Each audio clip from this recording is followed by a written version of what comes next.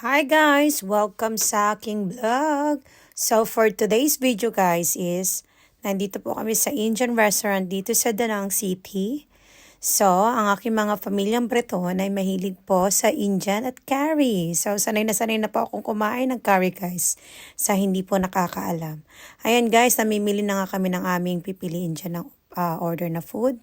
Ang aking mga anak ay meron ng chocolate milk, something like drinks.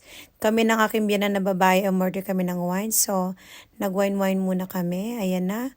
Umorder na kami ng mimosa. Ang sarap-sarap niyan guys. Yan nga guys, ang starter namin ay mimosa. Sa hindi nakakalam, para lang yan siyang empanada sa atin. And then this is it now guys.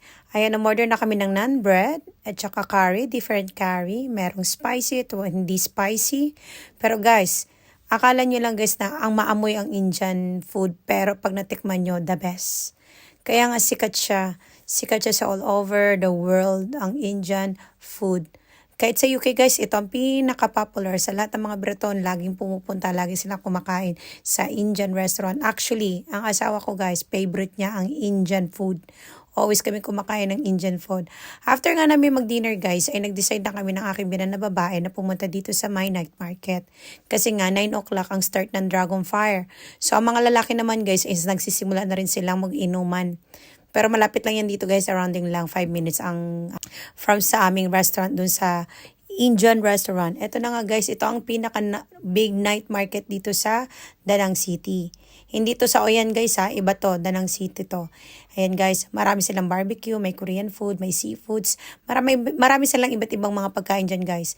At saka gusto kong pagkain dito guys is Vietnam food, streets, street foods. Masarap sila guys. Meron kang $1 guys, busog ka na dyan. $1 lang talaga. And then nga guys, hindi na kami kumain dyan kasi nga, kumain na kami sa Indian restaurant. So, ang ginagawa namin guys is nag-iikot muna kami ng aking biyanan kasi nga, alam mo na, mahilig kami mag-shopping, tingin-tingin muna kami, baka may mabili kami pasalubong dito. Ayan guys, marami kayong pagpipilian at mag-i-enjoy kayo talaga sa night market dito sa Vietnam. Ayan. Hanggang dito na lang ating video guys. Enjoy watching. Bye! That's Ella, they have this, right? Charlie, Mom, be quiet. Oh, I just want to know. So Charlie keeps picking up rubbish. I'm gonna teach him a lesson. Hey, Charlie, since you keep up picking up rubbish, how about you live in there? Is it a good idea? No. No.